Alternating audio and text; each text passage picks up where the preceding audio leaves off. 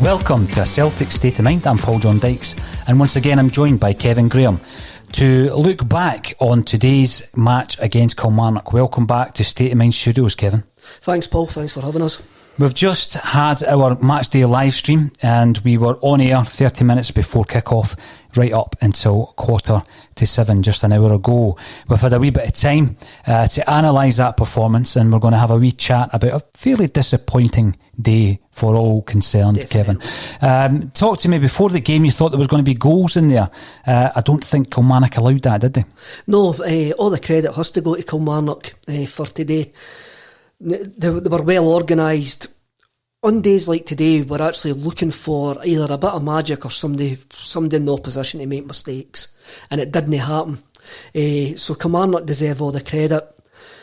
We didn't play well. Our creative players didn't play well. We didn't react to the goal well. But the positive I can take from this is it's only the second game into the season, and if we're going to chuck a horrible game away, I would rather that we done it now than when we get down to the business end of the season. And as well, we've historically struggled at Rugby Park, but I just thought maybe today that we could, after last week, maybe I looked too much into last week, Hamilton at home. I just thought we maybe would have got the ball forward quicker, played with a bit more energy, worked out how we're going to play on artificial surfaces when teams keep it tight and narrow the park.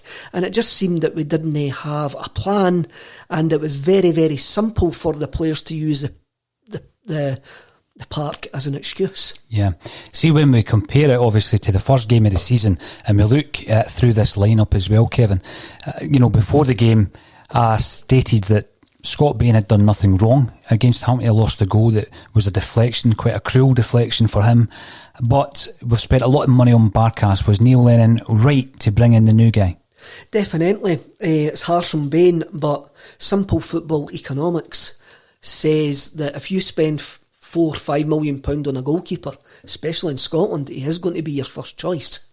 And again, maybe this just shows you the lack of quality in the whole game. But apart from him coming to actually grab a couple of cross balls, he had nothing to do. He had really, really nothing to do. You're right, and it was unfortunate that that's his debut, and that's all we can judge him on really at the moment, Kevin. But he was quite unlucky actually with the penalty. Excellent penalty. It was a great penalty kick. Now, when you look at the fullbacks, they were one of the big positives against Hamilton. So you were looking at Taylor bombing up the left with young Frimpong down the right. And we did actually say before today's game that Frimpong is going to be the most kicked player in Scottish football this season. But it looked as though both of those players were targeted by Kilmarnock, weren't they? Definitely, and with them narrowing the pitch as well, it makes it awfully congested and easy for these players to get crowded out.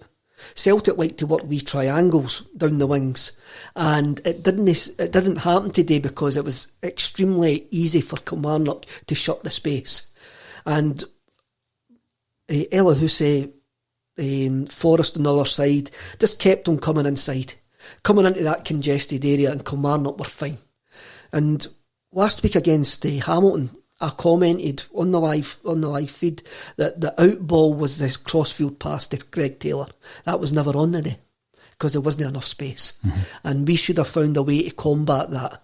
And yes, Frimpong and Greg Taylor had poor games, but using them as a forward tactic isn't wrong. It was just today it didn't work, and we didn't have a plan B. Well, the plan B we were kind of screaming out for was the switch in formation. Mm-hmm. Some people were asking for it at half time because it simply wasn't working, Kevin. Personally, I thought that was maybe too early, but certainly when you leave it as late as we did, you're not giving yourself much chance to turn it around. I don't know. I think it's one of, looking back on it now, it's maybe one of those games where nothing was going to work. It was just one of those days where the team weren't at it. And if we would have changed it at half time, we might have just had 45 minutes or more frustrating that it wasn't going to work, rather than the 33 minutes that we did have. It's everybody's shouting for this 3-5-2, and we spoke to somebody on the coaching staff last season, and it's well known that Lennon and the coaching staff didn't fancy a 3-5-2 because they don't think that they've got the wing backs to play it. But it will be really, really interesting to see. St Mirren will watch that game over the next couple of days, and we go there on Wednesday night, and it'll be interesting to see if Lennon maybe tries to change. I don't think he will. I actually think one bad game doesn't mean you chuck your game plan that you've worked all pre-season for. So, but it'll be interesting to see what St Mirren do, and it'll be interesting to see if Lennon maybe switches to a 3-5-2 quicker, or maybe have a more fluid formation which might see Frimpong drop out and put El Hamed as the right back, and they can move to a free at the back without making a substitution.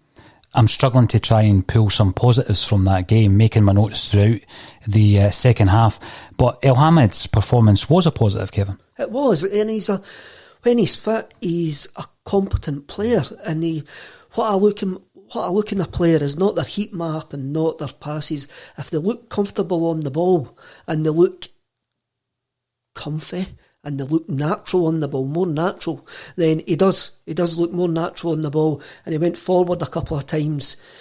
Maybe free, especially if we're playing against a big striker, maybe having that extra cover behind us, which a free can bring, would work. But I do like El Hamed, and people won't